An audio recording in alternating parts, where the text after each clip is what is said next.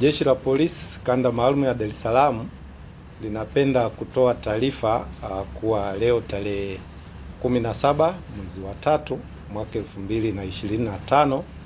majira ya saa 1:20 asubuhi katika barabara ya Nyerere maeneo ya Pugu mwisho wa lami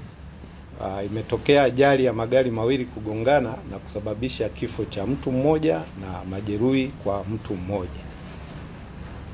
Ajali hiyo imetokea baada ya dereva wa daladala yenye usajili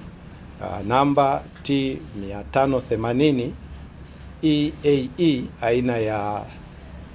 Tata Icha inayofanya safari zake kutoka Zingiziwa Chanika na kwenda Machinga Complex Ilala. Hiyo daladala ilikuwa ikitokea maeneo ya Pugu kwenda Gongo la Mboto, iligongana na gari namba T 952 AMD na aina ya Toyota Prado iliyokuwa ikiendeshwa na ofisa wa polisi mwenye namba PF 15950 Superintendent Awadhi Mohamed Chiko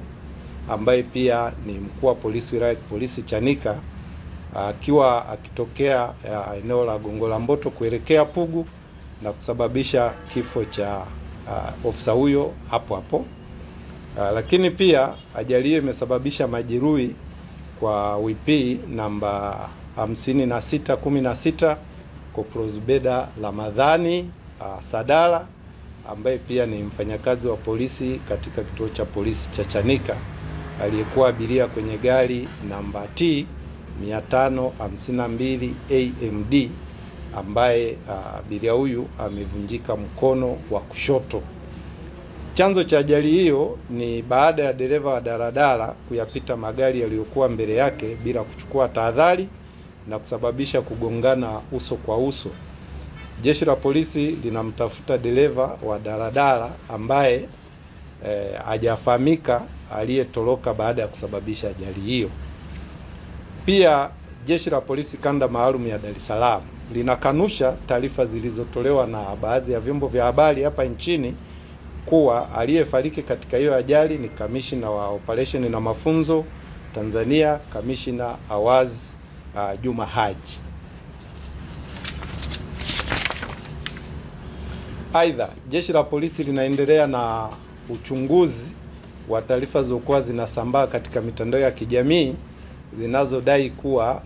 mwanamke aitwaye Faraji Samuel Ng'andu, miaka 28, mkazi wa Msongola, akiwa na watoto wake wawili, Nathanael John Mtulia ana miaka 4 na Beyonce John Mtulia umri wa miaka 3, kwamba wameuawa. Uchunguzi wa awali unaonyesha kuwa mwanamke huyo aliondoka nyumbani kwake tarehe 12 mwezi wa 3 mwaka 2025 majira ya saa 5 asubuhi kutokana na kuwa na mgogoro wa ndoa na mume wake aitwaye John Gabriel Mtulia ambaye ana miaka 33, mkazi wa Msongola Chanika, ambaye katika maelezo yake wanaeleza kuwa alitirafiana na mke wake kwa muda mrefu na kusababisha kuondoka kwa nyumbani kwake kwenda kwa wazazi wake wanaoishi maeneo ya Kipunguni B. Tarehe 2 mwezi wa 3 mwaka 2025 Faraji alirudi nyumbani kwa mume wake na kumwomba msamaha kuwa ana ujauzito ambao sio wa kwake, ni wa mwanaume mwingine aitwaye Malik, na kwamba hawezi kuendelea kuishi tena na mume huyo, mume wake huyo. Baada ya hapo waliendelea kuishi pamoja. Tarehe 12 mwezi wa 3 mwaka 2025 Faraji Samuel aliamua kuondoka nyumbani kwa kutumia bodaboda aliyoikodi ikiendeshwa na Ramadhani Pondamali, ambaye alimpeleka na kumshusha maeneo ya kisima cha mafuta cha GBP kilichopo uwanja wa ndege wa kimataifa wa Julius Nyerere. Na baada ya hapo alimshuhudia huyo mwanamke Faraji na watoto wakipanda bajaji kwenda maeneo ambayo hayajajulikana. Kwa hiyo Jeshi la Polisi linaendelea kumtafuta huyo mwanamke Faraji na huyo Malik na watoto ili kuweza sasa kujua ni nini kinaendelea.